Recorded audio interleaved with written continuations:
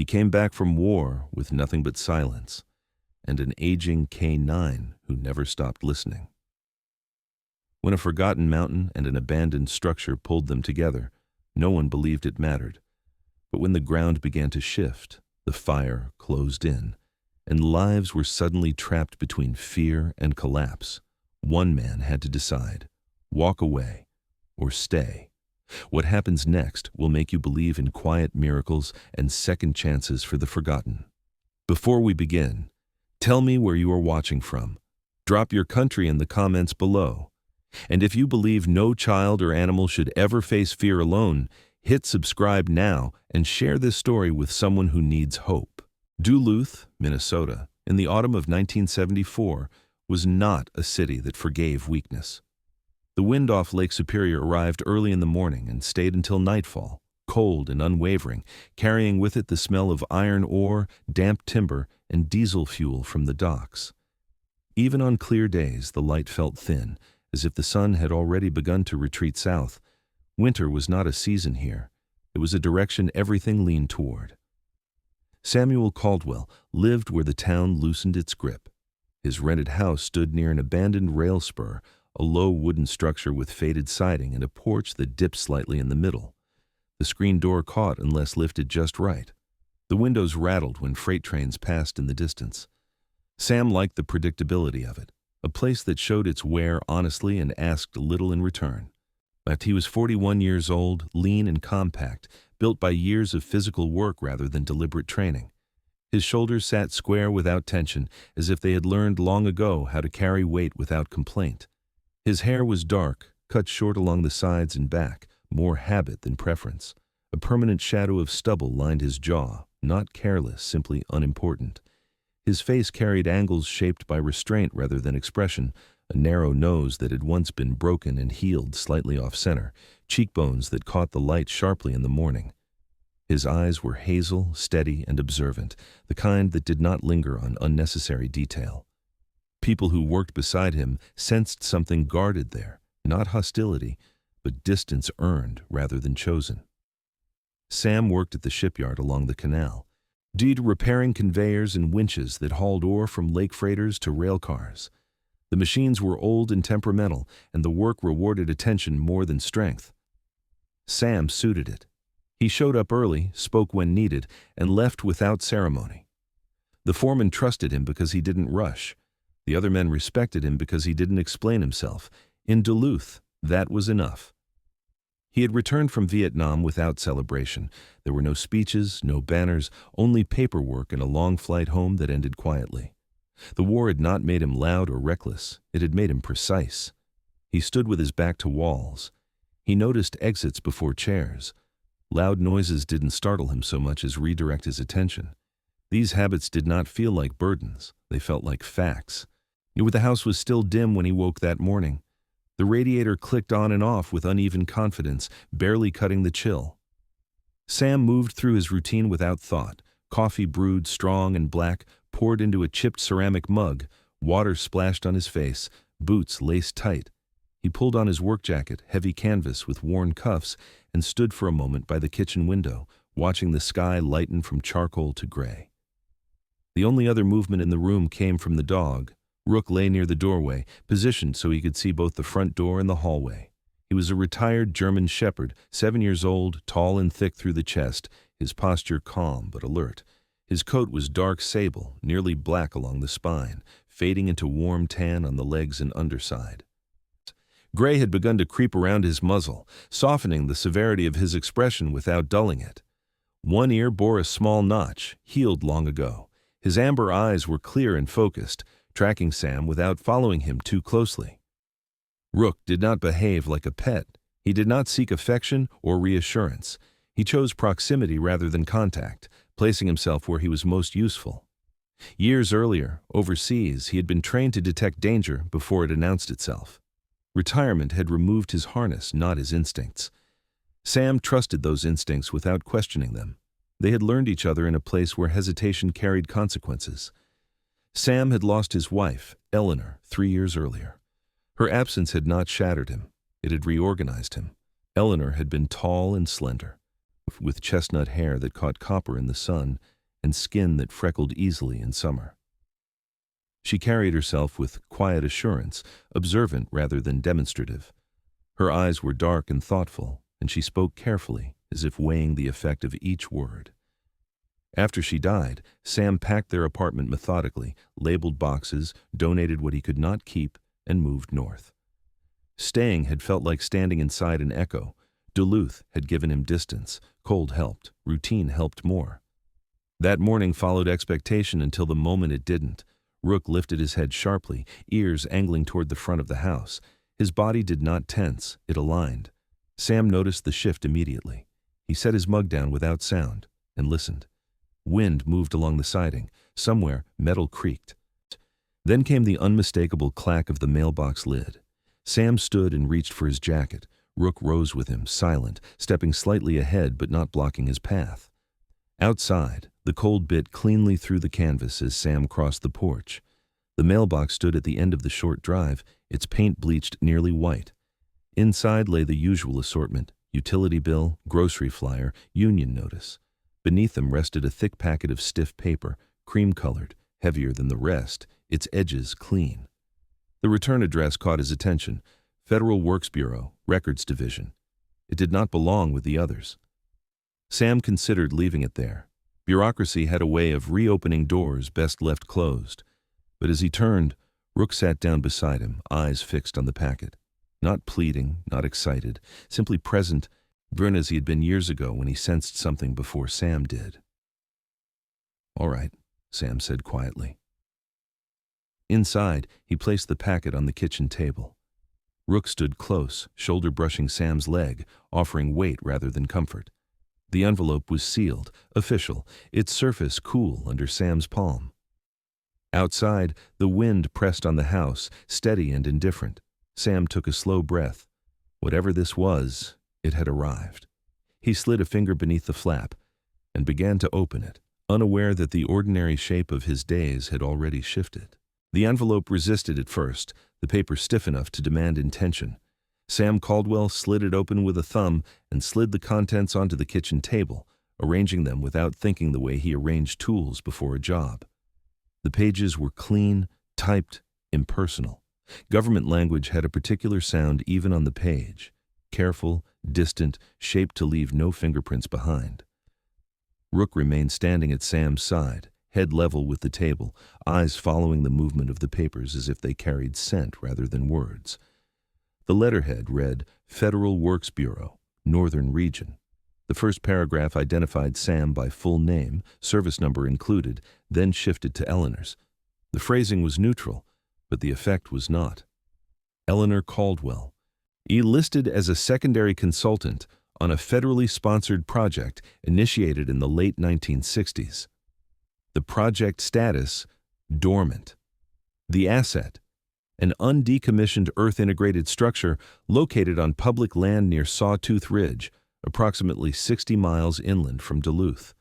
The reason for contact, records review triggered by pending land reassessment. Sam read the page once, then again, slower. There was no mention of money, no inheritance, no congratulations, only coordinates, a parcel designation, and a request, if he wished, to acknowledge receipt and schedule a review. He felt irritation before grief. Eleanor had not spoken about this. She had never hinted at another life, another obligation.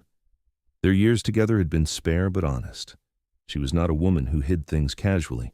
If she had kept this from him, then it was because she believed silence was necessary. Sam folded the letter and set it aside. He gathered the remaining pages into a neat stack. The kitchen felt smaller than it had a moment before. Rook shifted his weight, then sat, positioning himself so his shoulder pressed lightly against Sam's thigh. The contact was deliberate, not a demand, a reminder. Later, Sam said, though he did not specify to whom. He went to work that day, but the machines refused to hold his attention the way they usually did. The winch he serviced had a familiar whine in the bearings, a sound he could normally trace without effort. Today, it took longer. He corrected himself twice, annoyed at the distraction. The foreman noticed but said nothing. Sam finished the job cleanly and left at the end of his shift with the same unremarkable nod he always gave. By the time he returned home, the light was already thinning. The lake wind had sharpened, pushing low clouds inland. Sam spread the documents across the table again, this time including a folded topographical map he found clipped to the back of the packet. Rook lay down near the wall, eyes open, tracking Sam's movement but no longer signaling urgency. The coordinates marked a section of land Sam recognized in outline if not in detail. He had driven near Sawtooth Ridge once or twice, hauling equipment for a yard job years earlier. Forested, uneven, not the kind of place that invited casual exploration. The file included no photographs, only an outdated survey diagram and a brief note referencing passive structural systems. Sam understood enough mechanics to know what that suggested. He understood Eleanor well enough to know why it might have mattered to her. He slept lightly that night, not poorly, just shallow enough to wake before dawn. Outside, frost silvered the grass. Rook rose when Sam did, stretching once before moving to his usual position by the door. Sam loaded the truck deliberately: water, a coil of rope, a flashlight, spare batteries, a compact toolkit. He added a folded tarp after a moment's hesitation. The sky was just beginning to pale when he pulled onto the road heading west. The radio stayed off. Silence helped him think. The land thinned as the city fell behind. Houses gave way to scrub and rock, then to stands of pine that grew denser as the road climbed. Rook rode in the passenger seat, posture steady, nose angled toward the cracked window. His focus sharpened as the terrain changed. Not tracking movement, but reading the ground itself. When the truck crossed a shallow dip where the soil darkened unexpectedly, Rook stiffened. His ears lifted. Sam eased off the accelerator without conscious decision. Nothing appeared wrong. No warning signs, no visible damage.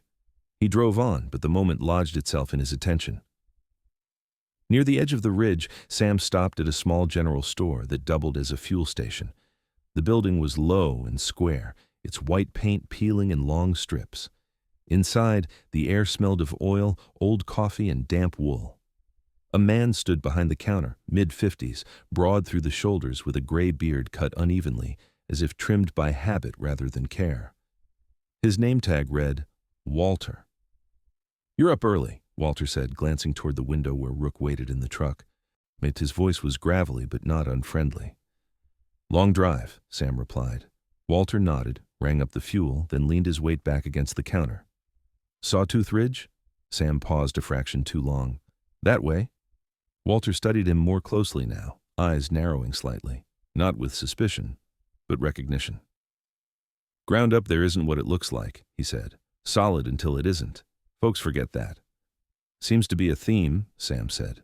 Walter's mouth twitched, not quite a smile. "Used to work forestry before they moved me indoors. Seen things shift without warning. Best to listen when the land tells you no." Sam paid and left without further questions.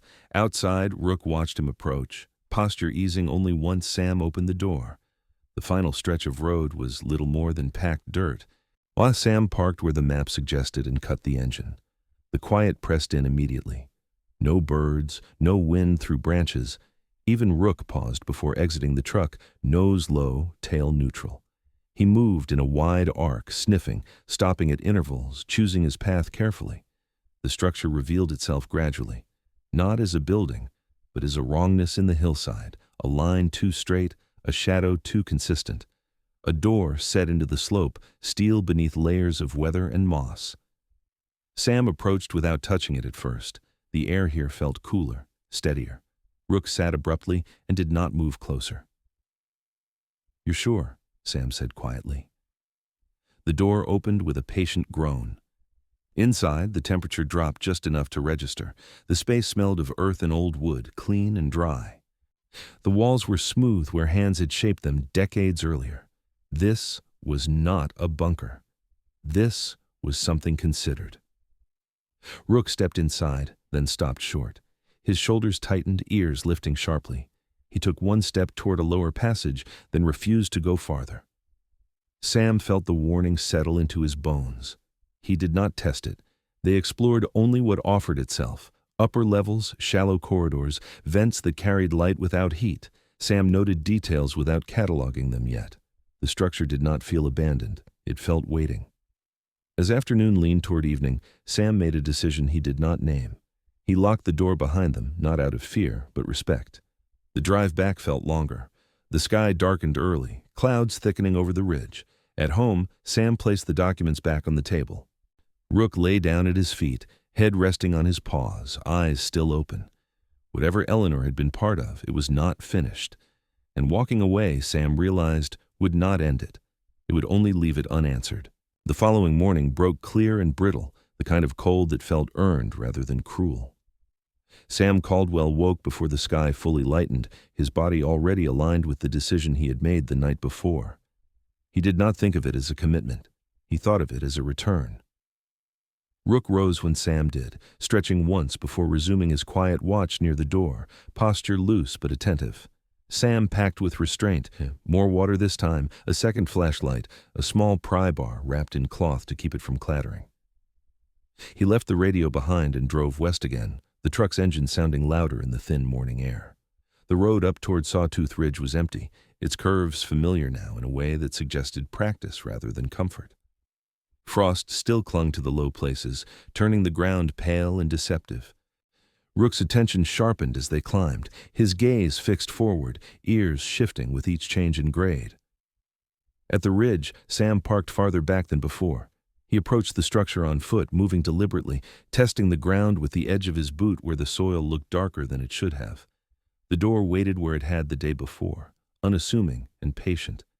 Inside, the air held its steady balance, unchanged by the night's cold.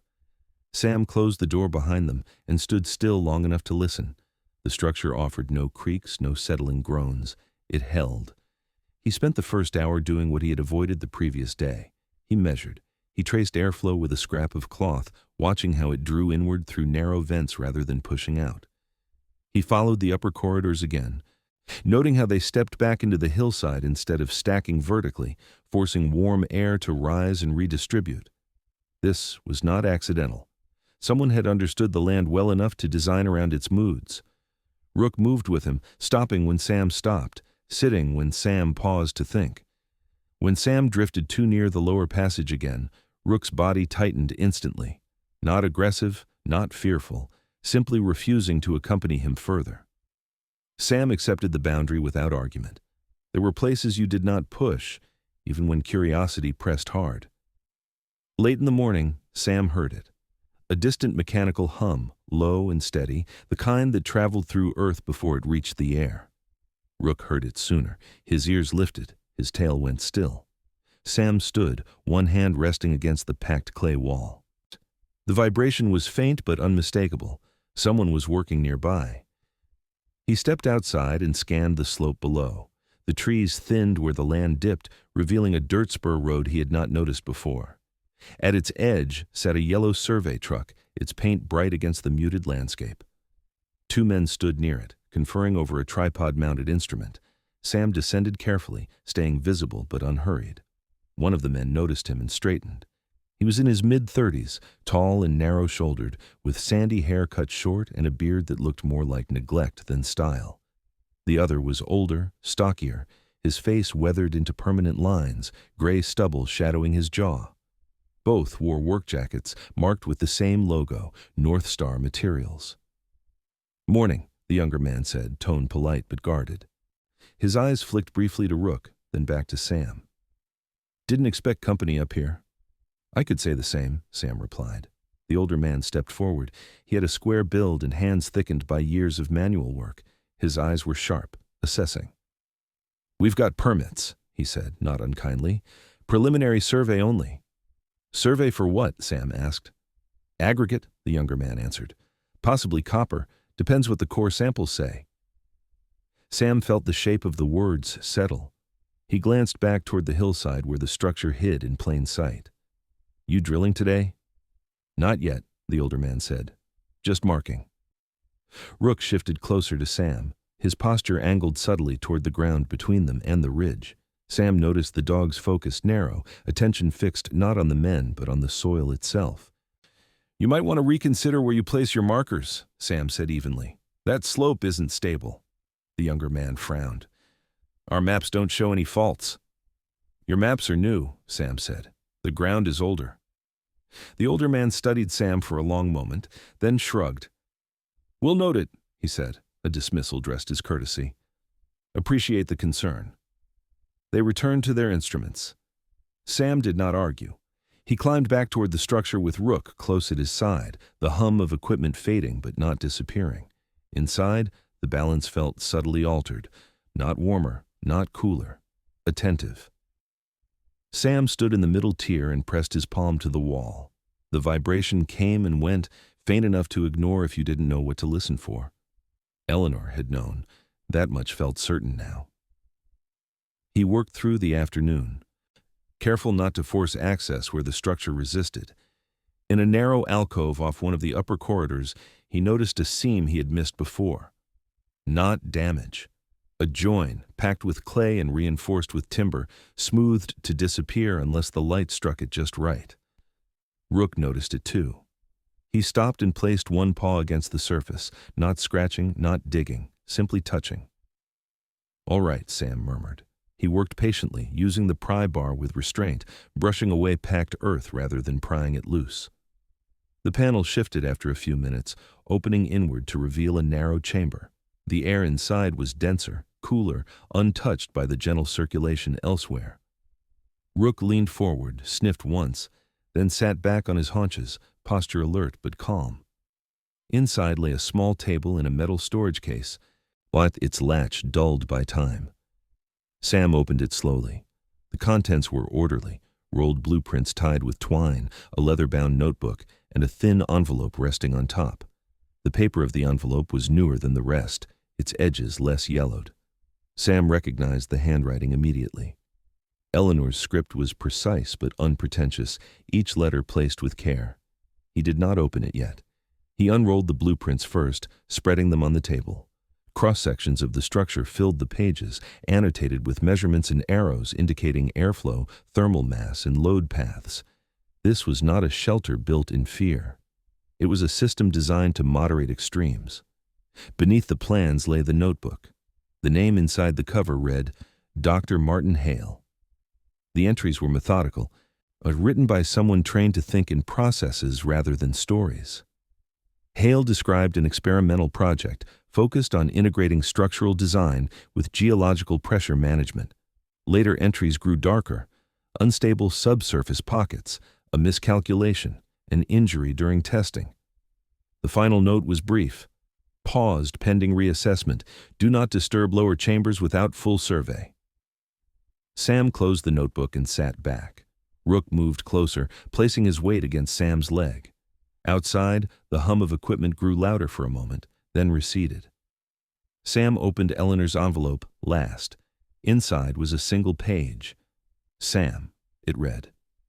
If you're standing here, you listened. To the dog or to yourself.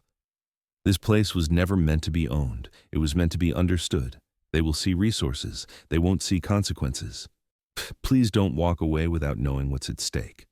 There was no signature. There didn't need to be. The decision that formed in Sam was quiet and complete. He gathered the documents carefully, returning the blueprints and notebook to the case.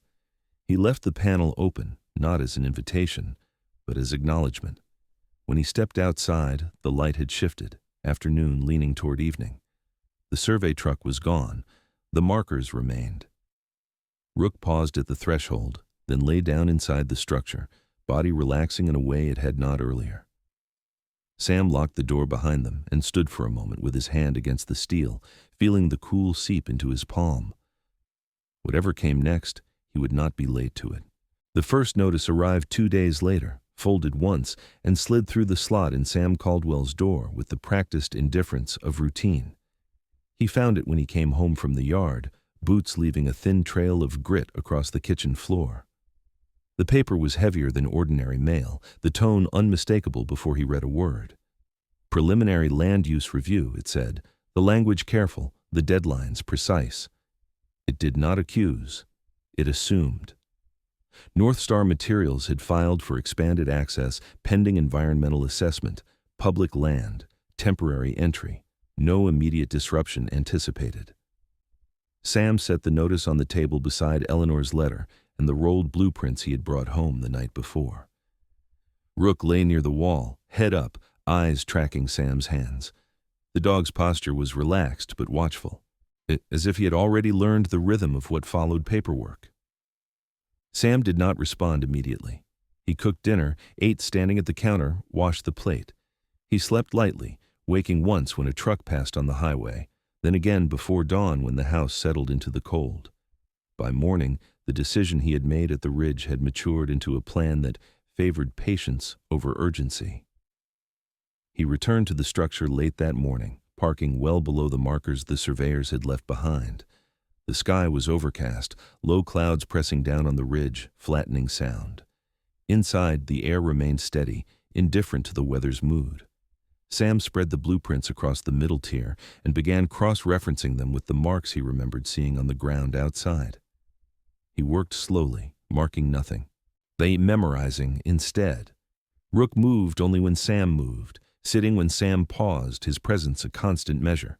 By early afternoon, the mechanical hum returned, closer this time. Rook lifted his head, ears angling toward the slope. Sam closed the case and stepped outside. 3 trucks now sat along the spur road, their bright paint cutting clean lines into the muted landscape. Men moved with practiced efficiency, planting flags, pacing distances. Among them stood a man Sam had not seen before. He was in his late 40s, tall and broad-shouldered, with a thick neck that spoke of years spent bracing against wind rather than desks. His hair was dark but thinning at the temples, his beard trimmed short and flecked with gray. He wore a heavy jacket despite the mild temperature, hands tucked into his pockets as he watched the work. His posture suggested command without haste. Sam approached at an angle that kept him visible without challenging space. The man turned, eyes assessing quickly. "You the one who spoke up yesterday?" he asked, voice even. "I spoke," Sam said. "You listened is another question." The man's mouth twitched, not quite a smile. "Name's Frank Dorsey," he said, "field supervisor. We take concerns seriously." "Then you should take this one seriously," Sam replied. He gestured toward the slope. "That ground won't behave the way your charts say it will." Dorsey studied Sam's face, then his boots, then Rook, who had settled beside Sam with his weight angled toward the ridge. "You a geologist?" "No." "Engineer?" "No." "Then what are you?" Dorsey asked. Sam considered the question. Someone who knows when a system is under stress." Dorsey exhaled slowly. "We're within our rights," he said. "Assessments will happen. If there's a problem, it'll show up in the data." Sam met his gaze. "By the time it shows up in your data, it'll be too late to move the people standing on it." For a moment, the only sound was wind moving through the trees. Dorsey glanced toward his crew, then back at Sam. "I'll pass your concerns up the chain," he said finally. "That's all I can promise." Sam nodded. He did not argue. He returned to the structure with Rook close behind, the sense of pressure settling more firmly now, not as fear, but as responsibility. That evening, Sam drove into town and parked outside the public records office, a squat brick building that smelled of paper and old varnish. Inside, a woman stood behind the desk, sorting folders with methodical care. She was in her early 30s, slim, with dark hair cut to her jaw and glasses that slid down her nose when she leaned forward. Her posture was alert but unguarded, the look of someone accustomed to quiet work punctuated by sudden demands. "Can I help you?" she asked. "I'm looking for older project files," Sam said, setting the folded notice on the counter. "Federal works, late 60s? She scanned the paper, eyebrows lifting slightly. "Those don't come up often," she said. "Name?" "Caldwell." Her expression shifted, recognition flickering. "Eleanor Caldwell?" Sam's throat tightened. "You knew her." "Not well," the woman said, but she stood out. "I'm June Harper." She offered a hand briefly, then withdrew it, sensing Sam's hesitation. She asked careful questions, the kind that make you double-check what you think you know. June led him to a back room lined with cabinets. The air was cooler there, quieter. She pulled files with practiced efficiency, laying them out one by one. The project appeared as a footnote in most records, referenced obliquely, categorized as experimental, and deferred. "It never failed officially," June said. "That's what makes it awkward. It just stopped."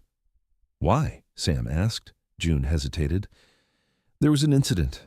Nothing catastrophic. Enough to make people cautious. She glanced at him. Eleanor came back after that. Wanted to know what had been learned, not what had gone wrong. Sam closed his eyes briefly. She was good at that. June slid a final folder across the table. If North Star's involved, this will get messy, she said. They move fast when there's money on the line. Outside, dusk settled early. Sam drove home with the files secured on the seat beside him. Rook watched the road, posture intent. The wind picked up, carrying the smell of rain. The rain arrived overnight, steady and cold. By morning, the ground had darkened, the slope above the structure heavy with moisture. Sam returned before the crews did, testing the soil with his boot, noting where water pooled unnaturally. Inside, the structure adjusted, airflow shifting subtly. Rook tracked the changes without alarm. The sound came just after noon. A sharp crack, like wood splitting under strain. Sam felt it through his boots before he heard it fully. Rook reacted instantly, teeth catching the back of Sam's jacket, pulling him sideways as the ground where he had been standing gave way. The soil collapsed inward, rocks sliding with a sound that stole breath. The movement stopped as abruptly as it began, leaving a raw gash in the slope not 20 feet from the structure's door. The North Star crew arrived minutes later, their confidence shaken into sharp urgency. Dorsey took in the scene, jaw tightening. "All right," he said. "Everyone back. Now." No one argued. Sam stood with his hand resting against Rook's neck, feeling the dog's steady breath. Dorsey approached, eyes no longer dismissive. "You should have said something sooner," he said. "I did," Sam replied. Dorsey nodded once. "We're shutting this down pending review." It was not an apology. It was acknowledgement. That night, Sam sat at his kitchen table with June's files open, Eleanor's letter folded beside them. Rook lay at his feet, finally asleep. His body loose in a way it rarely was. The notice from North Star sat untouched. Sam did not feel triumphant. He felt attentive. The ridge had spoken, quietly, enough. The pause did not feel like relief. It felt like a held breath.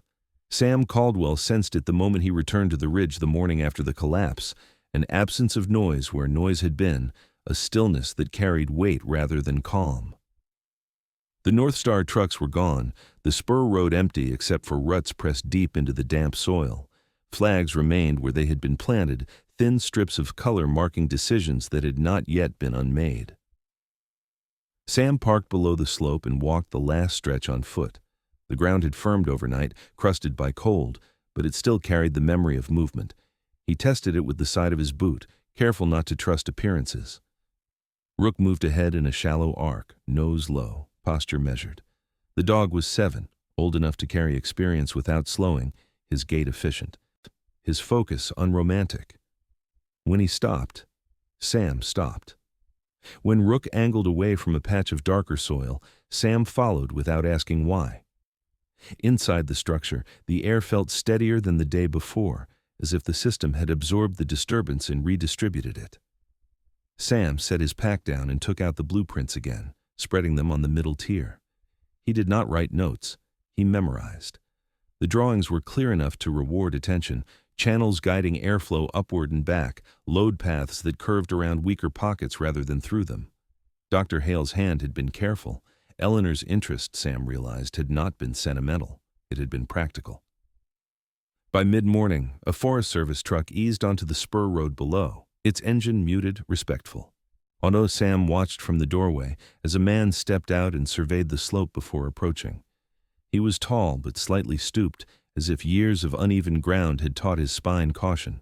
His beard was gray and kept short, practical rather than styled, and the green jacket he wore bore the faded patch of the Forest Service, the fabric worn thin at the elbows.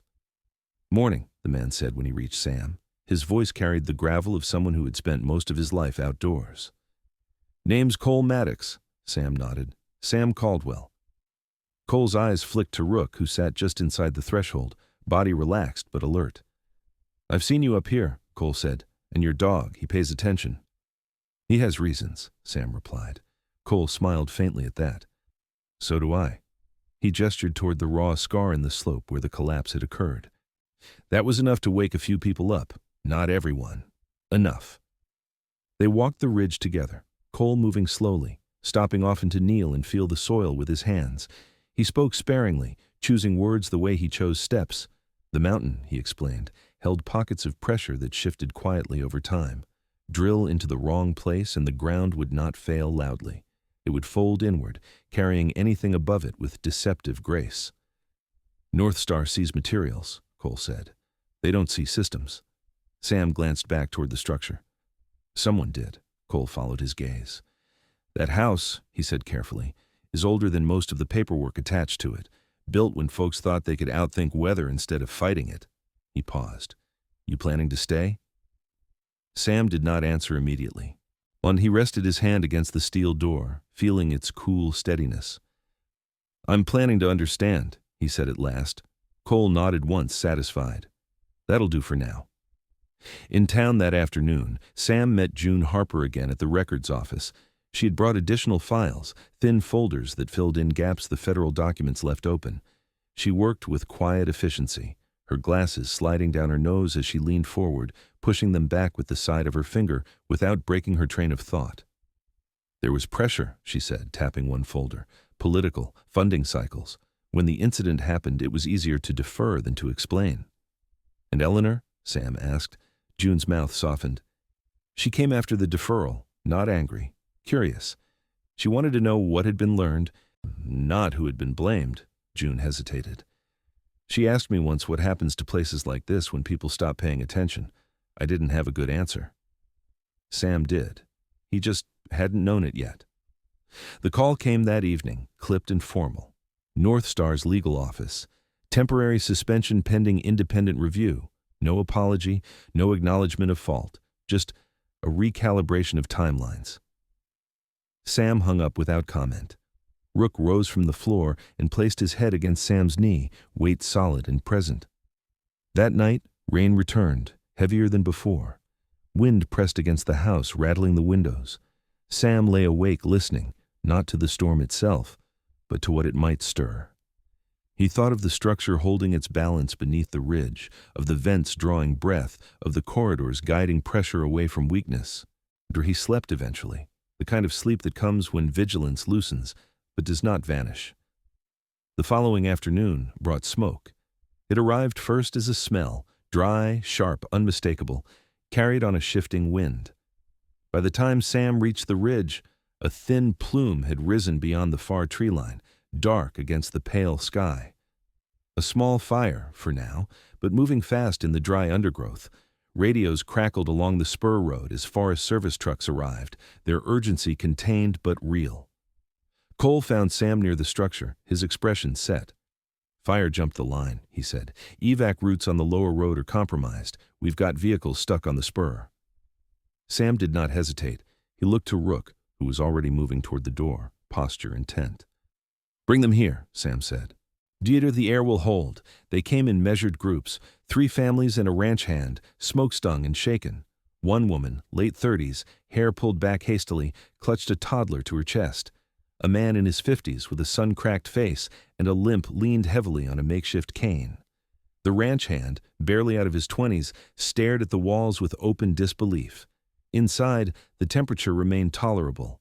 The vents thinned the smoke. The stone floor drew heat downward. Children cried once, then quieted.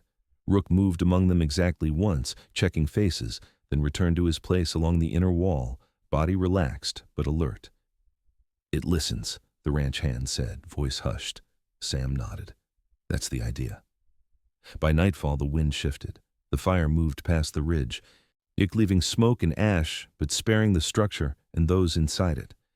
The families left quietly, gratitude expressed in small, careful ways. No one took photographs. No one asked who owned the place. In the days that followed, attention arrived with purpose rather than panic. Cole returned with a woman in her early 40s, sun-browned, hair braided back from a face sharpened by focus. She wore scuffed boots and carried a field notebook thick with tabs. Dr. Hannah Pike, she introduced herself, an environmental engineer from the State University. She did not rush to shake hands. She studied the slope first, then the door. Inside, Hannah moved slowly, touching nothing until she understood the space with her body. She measured temperature changes with a small device, traced airflow with her hands. She crouched to examine the angles where corridors bent. When she finally spoke, her voice carried restraint. "This isn't just passive cooling," she said. "It's load mediation. It teaches the ground where to send its anger." Rook watched her with polite interest, tail still. When she knelt near the inner wall, he shifted closer, not protective, simply present.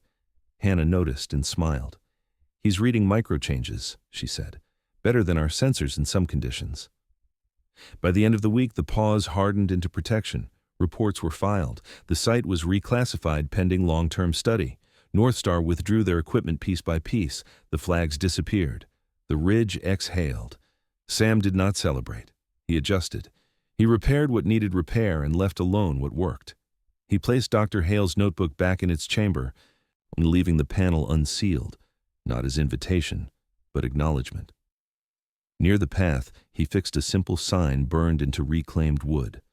"Shelter open when it matters." One evening, as the smoke thinned and summer leaned toward its gentler hours, Sam sat on the stone floor with Rook asleep at his side, the dog's breath slow and even. Sam rested his hand against the wall and felt no need to brace. Staying, he understood now, was not an act of defiance. It was a discipline. The weeks that followed did not announce themselves. They arrived as accumulation.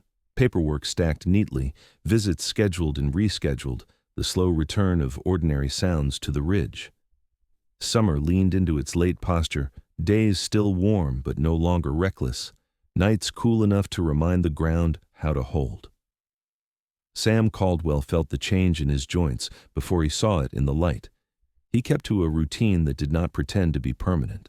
Mornings at the ridge, afternoons in town when meetings demanded his presence, evenings quiet and deliberate. Rook adjusted without comment. The dog's gait had slowed a fraction with age, but his attention remained precise. 7 years had given him judgment. He no longer reacted to everything. He reacted to what mattered. The state sent a planner first. His name was Elias Rowe.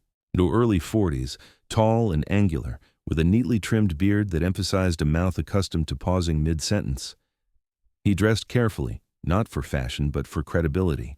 Pressed shirt, sturdy boots, jacket cut to survive weather. Elias had grown up in a mining town farther west. The loss of an uncle in a tunnel collapse had shaped the way he listened. He believed in work. He believed in caution. He carried both beliefs without apology.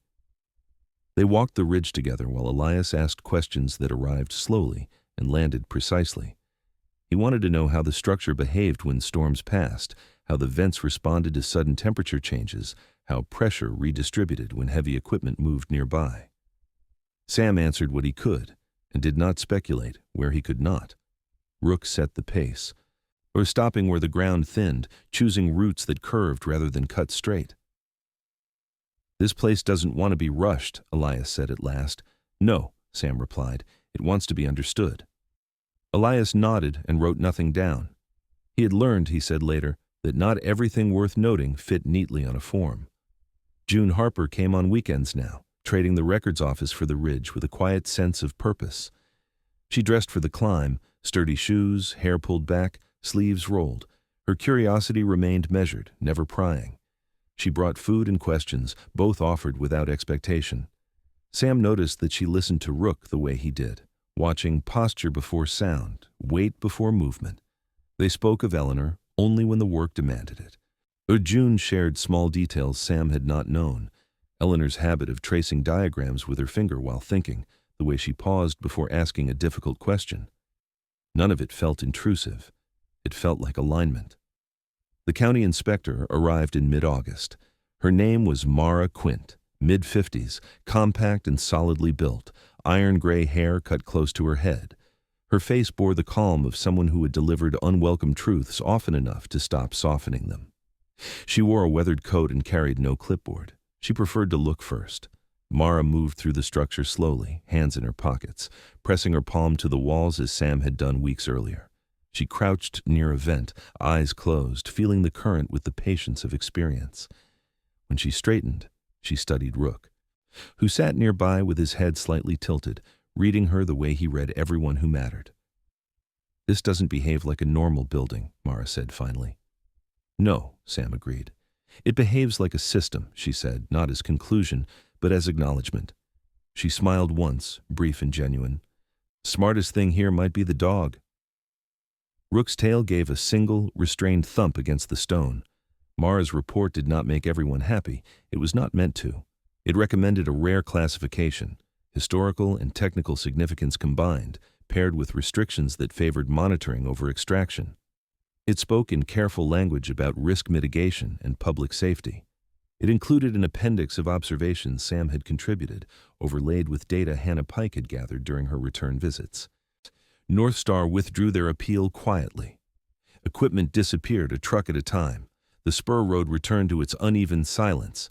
Flags were pulled from the soil and taken away, leaving the ridge to heal without markers. With the pressure eased, a different kind of work began. Sam repaired what had been neglected. He replaced a warped section of timber near the entrance, sealing it without altering the airflow. He cleared debris from an upper corridor, leaving the lower chambers undisturbed. He adjusted nothing he did not understand. The structure rewarded restraint with balance. Rook remained his constant measure. The dog slept deeply now, legs loose, breath even, but rose instantly when the ground whispered change. Sam trusted that judgment more than any instrument. Age had refined it. In late September, a small group arrived with Hannah Pike. 3 graduate students, all quiet, all careful. One was a young man with thick glasses and an earnest posture that leaned forward when he listened. Another, a woman with cropped hair and hands stained faintly with graphite, carried a notebook filled with sketches rather than numbers. The third, barely out of school, moved with the cautious enthusiasm of someone learning when to slow down. Hannah set boundaries before anyone stepped inside. "Observe," she said. "Do not impose." They followed her lead, measuring temperature gradients, tracing airflow paths with ribbons of cloth, speaking in low voices. Rook watched them with polite disinterest, approving restraint without offering endorsement. When autumn tipped fully, frost returned. Outside, breath clouded in the mornings. Inside, where the air remained steady, Sam tested it without ceremony, stepping in and out until the contrast settled into understanding rather than novelty. He placed a small sign near the path, burned into reclaimed wood with careful letters. "Shelter, open when it matters." He did not advertise it. He trusted word to travel as it always had. The first test came sooner than expected. A late-season storm rolled off the lake with sudden force, rain turning to sleet, wind flattening trees along the lower road. Power failed in pockets. A bus carrying mill workers skidded into a ditch on the spur, unable to turn back. Sam heard the engine strain before the radio crackled. He went out without thinking, Rook already at his side. They brought the workers in by pairs, hands numb, faces tight with cold. Inside, jackets loosened, shoulders dropped. No one spoke loudly. The structure did its work without drama. When the storm passed, the bus was freed, the road reopened. The men left with nods and brief thanks, carrying the quiet with them. Winter arrived cleanly that year. Snow settled early and stayed. The ridge softened under white, contours gentled by accumulation. Sam spent more nights inside the structure now, not from necessity but preference. He learned its rhythms, the way light entered in winter, the way sound changed when the ground froze deep. Rook aged into stillness. His muzzle silvered further. His steps shortened, but his attention never dulled. One evening, as Sam sat with his back against the wall reading Dr. Hale's notebook by lantern light, Rook rose and pressed himself into the inner curve of the middle tier, ears flattening, then lifting again. Why, Sam felt it too, a subtle shift, pressure redistributing beneath the mountain, harmless if noticed, dangerous if ignored. They stayed awake until it passed. By morning, nothing had changed, everything had. In town, life continued. Sam kept his job at the yard, hands steady, work clean. People learned where he spent his time and stopped asking why. June visited when she could, bringing soup and news, never lingering past the moment.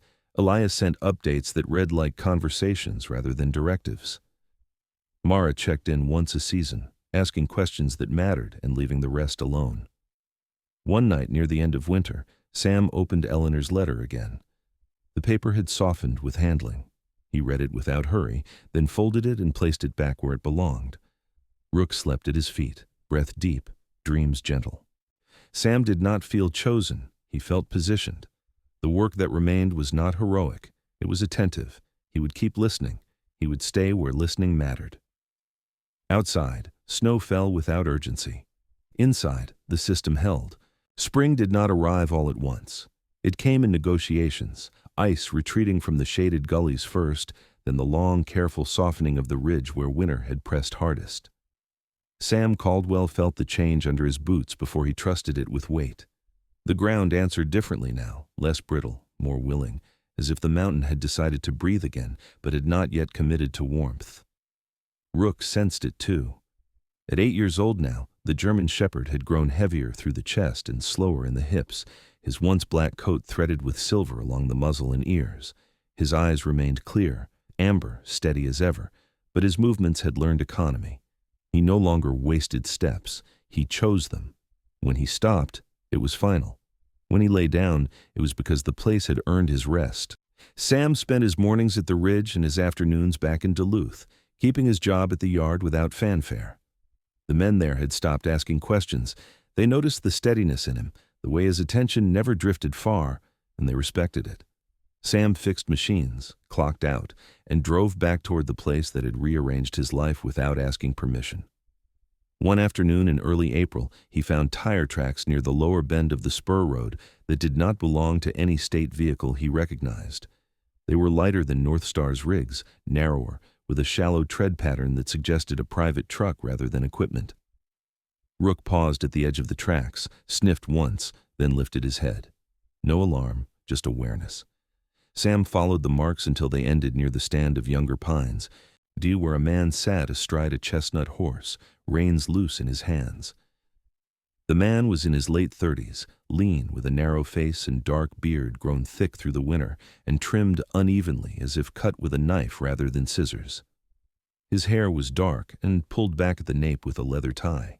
He wore a worn denim jacket over a flannel shirt and boots, scuffed pale at the toes.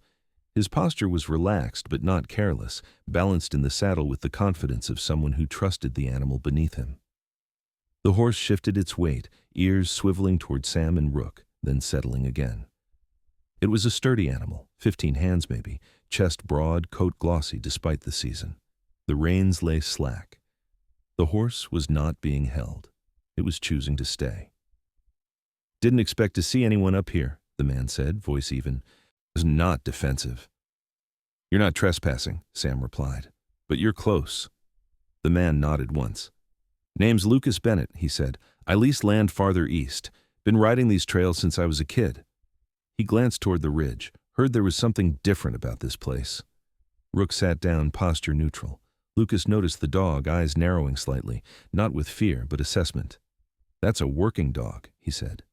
"He was," Sam answered. "Still is, in his own way." Lucas dismounted, looping the reins loosely over his arm. The horse lowered its head and began to crop the emerging grass without instruction. "My father was a surveyor," Lucas said. "Died in a slide out west.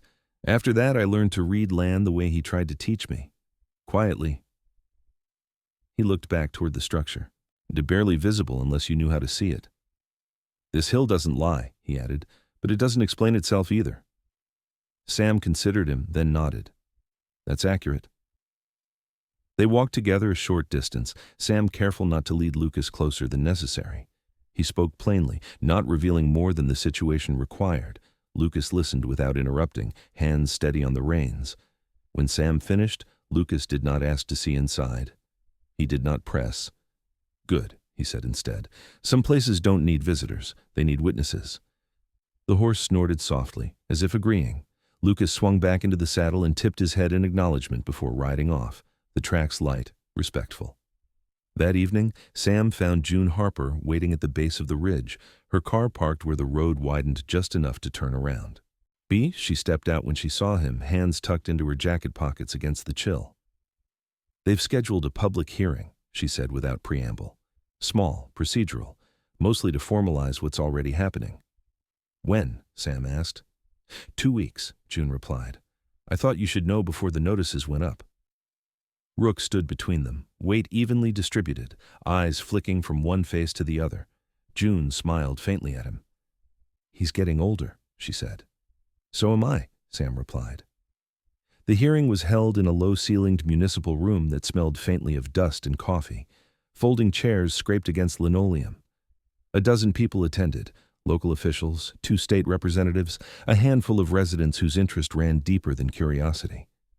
Elias Rowe spoke first, his words measured, careful to frame the site as both historical and functional. Mara Quint followed, direct and unsentimental, outlining risk without embellishment. Hannah Pike presented data that spoke quietly but firmly, numbers aligned with lived experience. Sam did not speak until he was asked. When he did, he stood, hands at his sides, and kept his words few. He talked about listening, about systems that worked because someone stayed long enough to understand them. He did not mention heroism or sacrifice. He mentioned responsibility. No one argued. The decision was unanimous. The site would remain protected, access regulated, oversight maintained, the hearing adjourned without applause. Summer followed, slower than the year before. The ridge greened fully. The spur road settled into disuse. Occasionally, hikers passed at a distance, unguided by signage that redirected curiosity without confrontation. Sam remained, mornings and evenings marked by small tasks, clearing drainage channels, checking vents, replacing a hinge worn by time rather than failure. Rook's health began to change that August. It was not sudden. His appetite waned first, then his endurance. He still rose when the ground shifted, still pressed himself against the inner wall when pressure redistributed, but he slept longer, deeper. Sam adjusted without comment, carrying water closer, shortening walks, reading the dog the way he always had. One night, the ridge moved gently, not enough to wake the town below, enough to matter. Rook lifted his head, ears angling, then settled again. Sam placed his hand against the wall and felt the faint tremor pass like a held breath released. As he looked down to find Rook watching him, eyes calm. "You did your job," Sam said quietly. Autumn returned with clear light and long shadows. June visited less often now, her work pulling her elsewhere, but when she came it felt unforced, companionable. Lucas Bennett passed once more on horseback, tipping his hat and riding wide without stopping. Elias sent a brief letter updating zoning language. Mara's name appeared on a report that made its way through the county without resistance. On a cool evening near the first frost, Sam sat at the entrance of the structure, lantern light soft against the stone. Rook lay beside him, breathing slow and even. The ridge was quiet, not empty. Sam understood the difference now. He did not feel alone. He felt placed. When Rook shifted in his sleep, Sam rested his hand on the dog's shoulder, feeling the steady warmth beneath aging fur. Whatever came next, change, loss, renewal, would arrive as everything else had, quietly, with enough time to listen. Winter returned the way it always did along the ridge, without announcement, without apology. Snow arrived first in the high shadows, then spread downward, softening the hard lines of stone and path until everything looked briefly forgiven. Sam Caldwell learned the season by sound as much as sight, the way snow dampened distance, the way footsteps shortened, the way even the wind lowered its voice. Rook didn't fear the cold. At nearly 9 years old, the German shepherd had thinned along the hips and slowed in the shoulders, but winter still suited him. His coat had grown thick and pale at the edges, silver tracing his muzzle and brow like a map of years well used. His eyes remained clear. What he lacked in speed, he made up for in certainty. When he lay down now, it was not from exhaustion, but from decision. Sam adjusted again, or as he always had. He shortened their walks, carried Rook when the ground iced over, slept closer to the inner wall where the temperature held most evenly. The structure responded as it always had, quietly, reliably, holding its balance against the season's pressure. The mountain did not test them. It acknowledged them. The first real storm of the year came late, heavy with wet snow that collapsed roofs in town and stranded travelers along the lower highway. Sam heard the radio reports before the calls reached him. He packed without rush. Water, blankets, a kettle. He moved the sign closer to the path, brushed snow from its letters, and waited. They came after dusk, a couple in their 60s whose car had died on the grade, faces red from cold and strain. A trucker with frostbitten fingers and a temper dulled by fear. A young woman, as no more than 20, wrapped in a borrowed coat, shaking not from cold but shock. Sam brought them in one by one, speaking little, letting the place do its work. Inside, breath slowed, hands thawed. No one asked how the shelter worked. No one needed to. Rook lay where he always did, near the inner wall, head resting on his paws, eyes half-lidded but alert. When the young woman began to cry quietly, he rose and sat beside her, close enough to be felt without pressing. She rested her hand against his shoulder and steadied. By morning, the storm moved east. Snow fell lighter, cleaner. The road crews arrived with chains and coffee. People left with murmured thanks and small, careful smiles. Sam watched them go without pride. He had learned that usefulness did not require witnesses. News traveled anyway, not as headlines, as rumor, but as reassurance. The ridge became known not as a site, but as an option. If it gets bad, go there. Sam accepted the role without naming it. He checked the structure after each storm, replaced what weather wore down, left untouched what weather had taught to hold. Rook's health declined gently in February. His appetite faded, then returned in smaller measures. His sleep deepened. Sam noticed the way the dog leaned into him now, weight heavier, trust unguarded. He began to carry Rook up the steeper sections without comment, feeling the familiar heft against his chest, remembering another time when carrying had been the only language he knew. One night, the ridge shifted more than it had in months. Not enough to alarm the town below, enough to matter. Sam felt it through the wall before Rook lifted his head. A low redistribution, arm pressure finding a safer path. Rook rose with effort and pressed himself into the curve of the middle tier, ears flattening, then lifting again. Sam stayed awake with him, hand resting on the dog's shoulder, feeling the movement pass like a long breath exhaled. At dawn, the air settled. Nothing had changed. Everything had. Rook did not rise again that morning. He lay where he had chosen, body still warm, breath slowed to quiet, then stopped without struggle. Sam knew before he touched him. He stayed kneeling beside the dog for a long time, hand resting where muscle had once been strong, now simply present. There was no panic, no bargaining, only the weight of years arriving all at once. Sam wrapped Rook in the old blanket he had carried since overseas, the one that smelled faintly of oil and cold nights. He carried him outside as the sun broke pale through the clouds, breath fogging, arms steady. The ground near the ridge was frozen hard, then softened where the structure's warmth reached. Sam chose a place where Rook had rested often, where the ground listened. He worked alone, slowly, the way Rook had taught him to move. When he finished, he marked the place with a simple stone, no name carved, no dates. The ridge did not need them. The weeks after passed differently. Sam felt the absence in his routines, in the way his eyes still checked the floor before stepping, the way his hand reached for a presence no longer there. He did not rush to fill it. He let it remain. Spring came early that year. Snow retreated in long, careful lines. Grass pushed through where the ground had been hardest. Sam repaired the path again, checked vents, replaced a latch worn thin by winter. He spoke to the place as he worked, not out of superstition, but habit. Listening had always been a two-way act. In April, June Harper came with news. She stood at the edge of the path, hands tucked into her coat, hair pulled back against the wind. "They've finalized it," she said. "Permanent protection. Emergency designation stays. Oversight rotates, but your role is written in, if you want it." Sam nodded once. "I'll stay." June smiled, small and unforced. "I thought you would."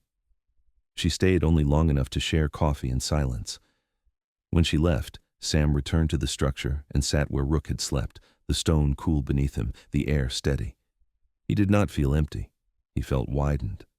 By summer, the ridge took on visitors of a different kind, students with notebooks, rangers with questions, locals with quiet gratitude.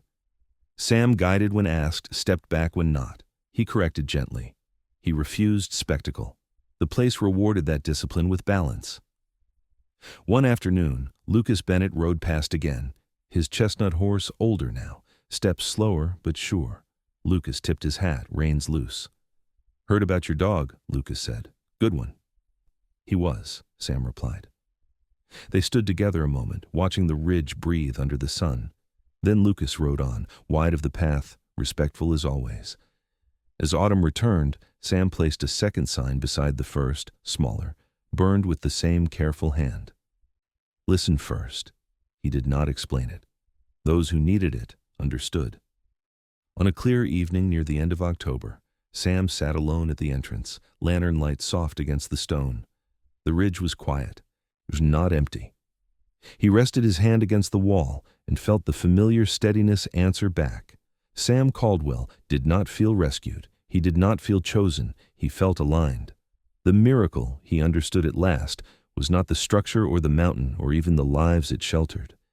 It was the courage to stay attentive long enough for purpose to reveal itself, to stand where listening mattered, to let grief teach rather than hollow. The ridge kept its promise, and so did he. Sometimes the miracle is not loud. It doesn't arrive with thunder, sudden wealth, or a life instantly made easy. Sometimes the miracle is quieter. It is the moment God places us exactly where we are needed, not to escape the world, but to stand within it, not to erase our pain, but to give it meaning. God did not remove the mountain in front of him. Instead, he taught him how to stand on it without falling, through patience, through attention, through the courage to stay when walking away would have been easier. And maybe that is how God works in our own lives, through small responsibilities that slowly heal us, through relationships that arrive gently, through moments of stillness we almost ignore, but shouldn't. If you are watching this today carrying grief, exhaustion, or the feeling of being forgotten, you have to remember this: you are not alone. God sees you. And even now, something quiet may be unfolding in your life. A second chance, a purpose, a miracle growing slowly in the dark. If this story touched your heart, please share it with someone who needs hope today. Leave a comment and tell us where you're watching from, your country, your city, or simply what this story reminded you of. And if you believe no child or animal should ever face fear alone, subscribe to this channel so we can continue sharing stories that heal, restore faith, and remind us that no one is forgotten. May God bless you, protect you, and guide your steps wherever you are in the world.